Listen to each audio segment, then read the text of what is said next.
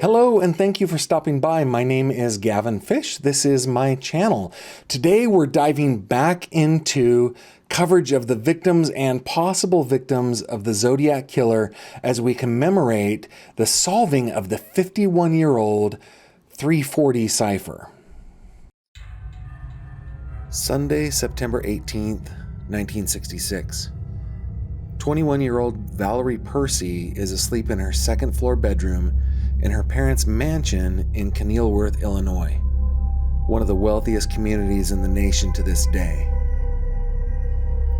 Her father, Charles H. Percy, is a Republican nominee in the middle of a campaign to unseat Democrat Senator Paul Douglas.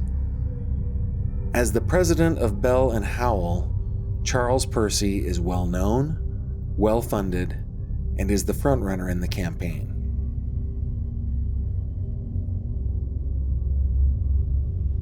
Valerie's stepmother, Lorraine, was awakened in the night by what she described as moans. She got out of bed and went toward the sound, and was suddenly face to face with an intruder, who shined a flashlight in her eyes and fled.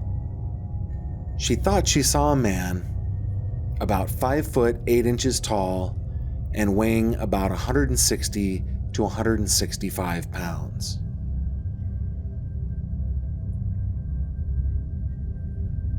Startled, she ran back to her bedroom and pressed a panic button which sounded an alarm in the top of the house. This awakened her husband. They then went back toward Valerie's room and upon entering, found their daughter in her bed covered in blood.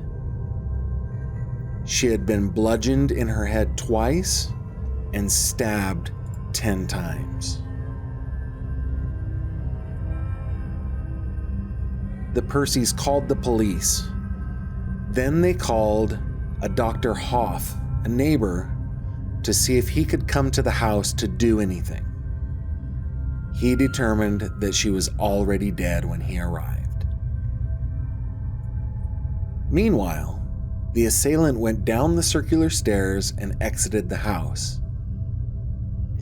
Neighbors later said they heard the screeching of car tires, and a taxi driver said he saw a green station wagon leave the Percy's driveway between 4:30 and 5:30 a.m.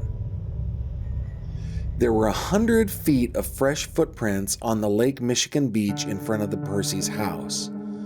The prints appeared to be from a man. Police believed the killer entered the house from the beach side. They said he walked up the beach and climbed up to the Percy's lawn, which was on a small bluff. From there, he entered the house through the music room on the northeast side, where he cut the screen and broke the glass of a French door. Police noted that they found it strange that the dog didn't bark and thought that perhaps the dog knew the killer. The dog was asleep on the other side of the house. Police believed the intruder knew the layout of the home very well and targeted Valerie. First, he would have had to have been able to open the French door without disturbing the piano bench. Then, upon entering the music room, he had to go through the living room, into the vestibule, and up the 18-step circular stairs. From there, he passed the bedroom of Valerie's twin sister Sharon. Then he went past Mark's room, her little brother, which was unoccupied as he was on an overnight camping trip. Then he went to Valerie's room, the bedroom at the end of a 14-foot hallway. Mr. and Mrs. Percy's bedroom was on the other side of the house, still on the second floor. Besides the footprints, investigators found several pieces of evidence. First, they were able to lift fingerprints and a palm print from the French door that the killer used to enter the house. Next, they found a bayonet in Lake Michigan near the Percy estate. It was never determined if it was or was not the murder weapon. They also found a piece of a small pair of scissors, which could also have been the murder weapon. The wounds that Valerie sustained were from 3/4 of an inch to 1 1/4 inches in width. The bayonet had a width of 1 inch. The scissors were much smaller. The weapon used to bludgeon Valerie Percy was described to have a cone-shaped head or protuberance not found on the bayonet, but is commonly found on a fireplace poker. Nothing bearing that description was ever found, even after canvassing hardware stores for any tool that matched the shape of Valerie's wounds. Valerie Percy's murder sent shockwaves throughout the nation. How could the daughter of a wealthy businessman and candidate for the Senate have been killed in such a brazen way? The story stayed in the paper for weeks, but investigators, despite interviewing and fingerprinting several suspects, never came close to finding their man. Now, at this point, you might be asking yourself why I'm including this case in my list of cases that may have been committed by the Zodiac.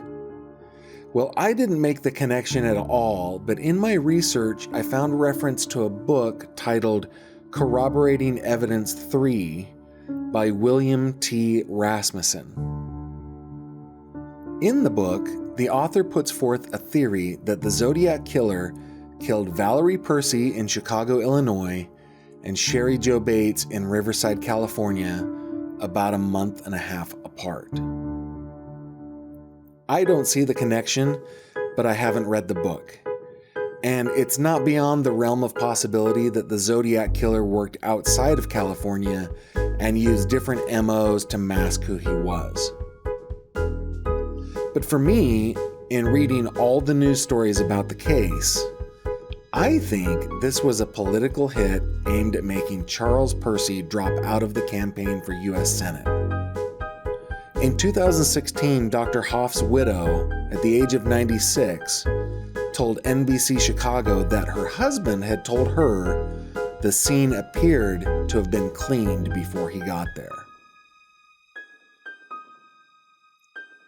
In the 55 years since Valerie was murdered, nobody has ever been close to solving the case, so the killer of Valerie Percy remains unknown.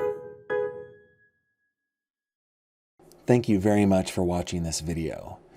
If you liked what you saw, please subscribe to my channel, and if you have any comments or questions, please leave them below.